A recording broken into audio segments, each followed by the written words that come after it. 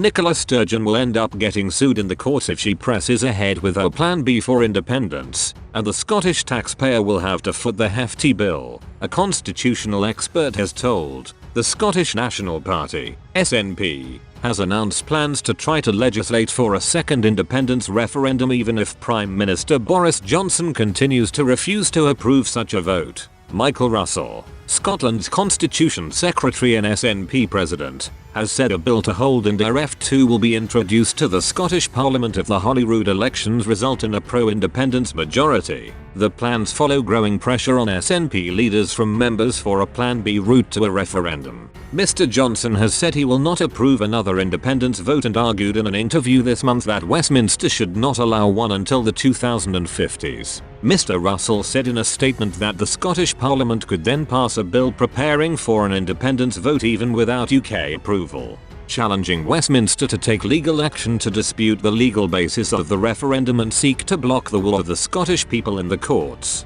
The Scottish Government and some legal experts have in the past argued that Edinburgh can legally unilaterally hold an advisory independence referendum under current devolution law. In a speech last year, Ms. Sturgeon said she did not rule out testing the legality of such a vote. However, in an interview, renowned constitutional expert Vernon Bogdana cast a shadow over Ms. Sturgeon's plan.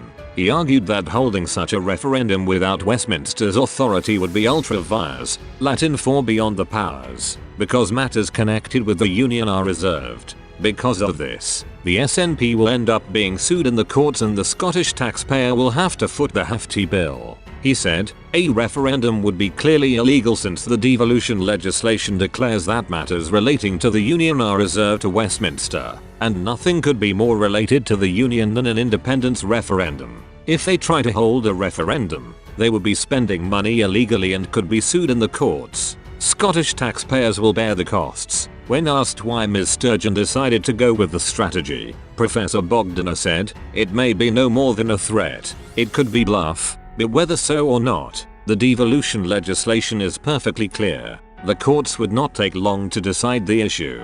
Their case would last 5 minutes." The plan has also met with resistance from Scottish Tories. Douglas Ross, the Conservative Party leader in Scotland, told that Unionists could boycott the vote. He said, "Most Scots will wonder why time, energy and resources are going into pursuing an illegal referendum when we are facing far bigger challenges." Prof Bogdana's warning comes as it has emerged that Ms. Sturgeon's government has spent more than £700,000 on COVID-19 thank you letters. The letters, sent to all Scottish households, express gratitude for adhering to Scotland's coronavirus restrictions, which were introduced last March. However, critics of the Scottish First Minister branded the move as being close to political campaigning at a cost to the taxpayer. In the letters, Ms. Sturgeon wrote, "Thank you for sticking with it, Scotland. Recent weeks have been difficult, and while there is hope on the horizon with the rollout of the vaccine to our elderly and most vulnerable, we all need to continue to stick to the rules and play our part in tackling coronavirus in our communities."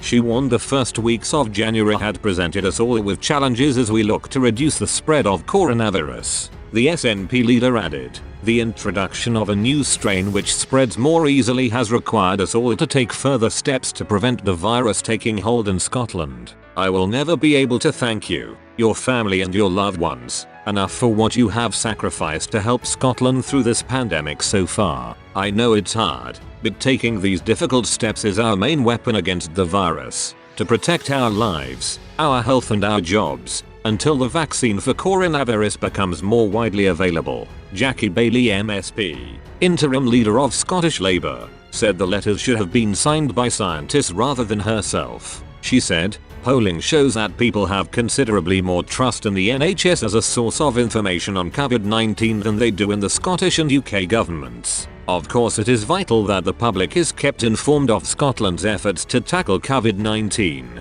But it seems both opportunistic and irresponsible for the First Minister to be signing taxpayer-funded letters to every household in Scotland just 4 months before the Scottish Parliament elections. If the intention is to maximise compliance with the COVID-19 restrictions and stop the spread of the virus, Surely it would be more appropriate for this letter to have been signed by medical chiefs rather than by a politician. Duncan Simpson, research director at the Taxpayers Alliance, added, using taxpayers' cash for what looks like propaganda is not on. Providing advice from medical professionals during a pandemic is obviously appropriate, but puff pieces from ministers is not. This is especially true in light of the Scottish Government's continued daily television briefings. Nicola Sturgeon should keep her ego in check and stop taking Scottish taxpayers for a ride.